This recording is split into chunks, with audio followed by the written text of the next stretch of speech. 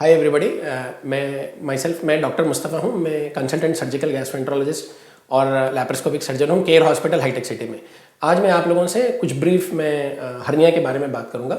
Hernia मतलब कुछ protrusion को बोलते हैं। मतलब जैसा कि हमें समझिए अब्डोमेन मसल्स के अंदर अगर कुछ गैप आ जाए तो उसके थ्रू, वो गैप के थ्रू अगर इंटेस्टाइनल ऑर्गन्स अगर कुछ वो गैप के थ्रू अगर बाहर अगर आना शुरू हो जाएंगे तो हम उसको हर्निया बोलेंगे।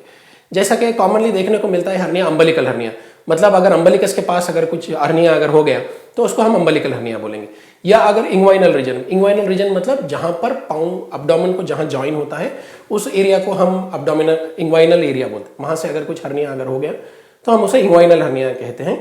हर्निया मतलब जैसा कि मैंने आपको बताया कि अब्डोमिनल मसल्स में कुछ गैप आ जाना या कुछ अगर वो वीक हो जाना, उस वीकनेस की तरफ से इंटेस्टाइनल अब्डोमिनल कंटेंट्स जो है, जैसा कि इंटेस्टाइन्स है और इंटेस्टाइन्स के ऊपर एक फैट लेयर होती है जिसको हम ओमेंटम कहते हैं, अगर वो अगर स्लिप होकर अगर बाहर अगर उस होल के थ्रू आना शुरू हो तो हमें उसे हर्निया कहते हैं।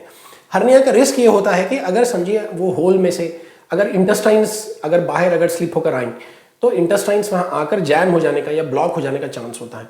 तो उस हालत में मतलब इंटेस्टाइन डैमेज होने का आपको रिस्क होता है। तो उस रिस्क को हम अवॉइड करने के लिए वो जो अब्डोमिनल मसल्स में जो गैप है हम उसे क्लोज करते हैं। और क्लोज कर फ्यूचर में मतलब इसी तरह का हर्निया प्रिवेंट करने के लिए हम उसके ऊपर मेश डालते हैं।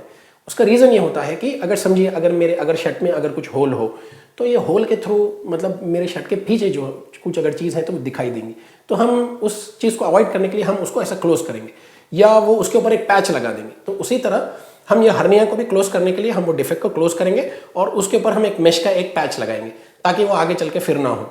तो ये सर्जरीज पहले ओपन के थ्रू हम सर्जरी किया करते थे, लेकिन आजकल जैसा कि साइंस और टेक्नोलॉजी ने काफ़ी एडवांस कर गया तो ये सेम सर्जरीज हम लैप्रोस्कोपी में करते हैं। यानी मतलब हम वो दूरबीन के थ्रू हम ये सर्जरीज करते हैं और दूरबीन के थ्रू या एक छोटे ट्यूब के थ्रू हम हर्निया का हम डिफेक्ट क्लोज कर उसके ऊपर हम मेश डालते हैं तो आपको फ्यूचर में ये रिकरेंस ना हो।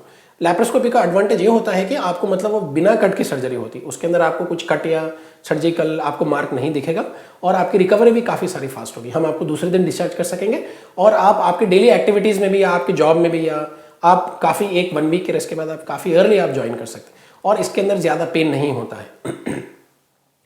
और ये हर्निया आने का रीज़न काफ़ी इंपॉर्टेंट है। हर्निया आने का रीज़न अब्डोमिनल मसल्स जो वीक होते हैं वो एक एज के बाद, जैसा कि 50 या 60 के बाद अब्डोमिनल मसल्स वीक होना शुरू होते हैं और उस वीकनेस की तरफ से हमें हर्निया आना मतलब स्टार्ट होता है। Abdominal muscle weakness most of the times एक एज के बाद होती है, 50 या 60 ईयर्स के बाद, या फीमेल्स के अंदर प्रेगनेंसी के बाद होती है। रिपीटेड प्रेगनेंसीज के बाद अम्बिलिकस के पास वीक होकर आपको हर्निया आएगा।